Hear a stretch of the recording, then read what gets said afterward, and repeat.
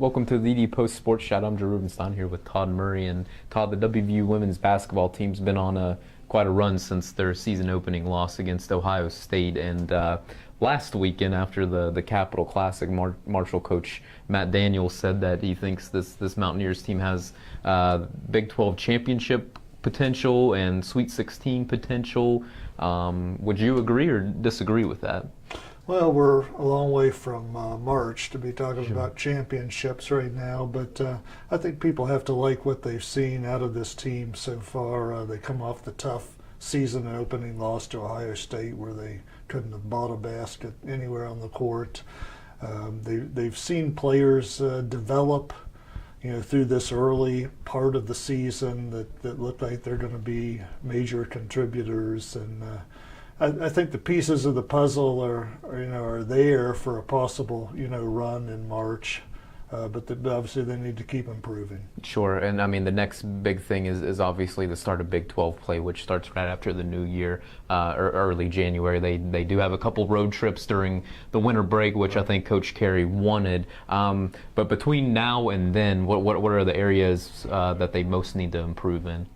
I think rebounding is an area Coach Carey harps on, continually boxing out. That's been an issue at times this year.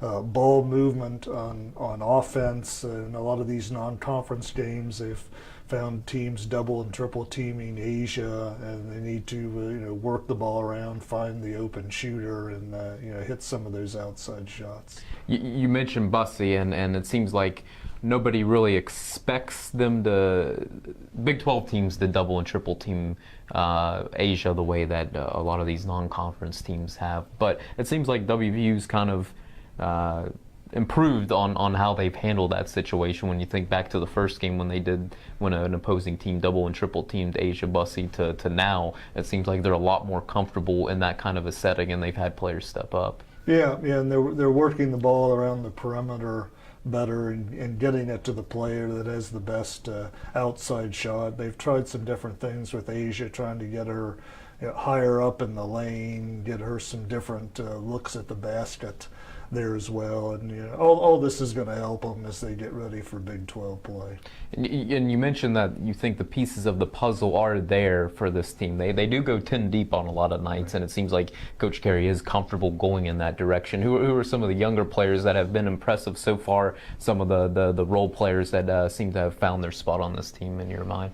Well, you've got a Crystal Leary who comes off the bench, a big-time rebounder, and that's what she's there for. She understands her role, and she doesn't have to score 10 to 12 points. She'd be just as happy, with 10 rebounds or so. You've got a Taylor Palmer, who started a couple games when Bria Holmes was out with her concussion. She's somebody who can come off the bench, and she's a streaky shooter. So, I mean, when she's going well, the ball really flies through the net.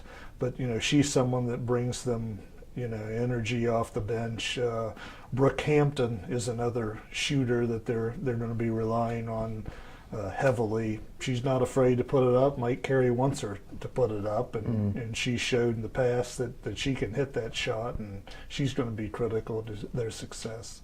One of the players that you mentioned there, Bria Holmes, who was out a game after her third concussion of her athletic career. But I tend to wonder if aside from Asia Bussey, the development of Bria Holmes, I don't know that there's maybe a more important individual maybe to the long-term success of this team than maybe the way Bria's, if she's able to come along. Would you agree or disagree with that? She brings so much to the team. She can hit the outside shot. She can also take people off the dribble on the fast break. She's very good about getting to the ball to the rim, and she's either going to score or get fouled.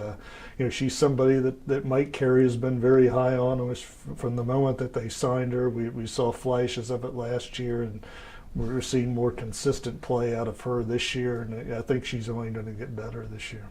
And last one, just kind of looking at the schedule ahead, do you think it's favorable for West Virginia? They kind of have not very many games before they get into the Big 12 play. Then, as we mentioned earlier, they do kind of they have a couple road trips whenever there's no class. And when you're just kind of looking at the grind of Big 12 play, is the schedule one that Mike Carey likes here? Yeah, I think for the most part, the Big 12 is trying to help them out with some of the travel issues last year.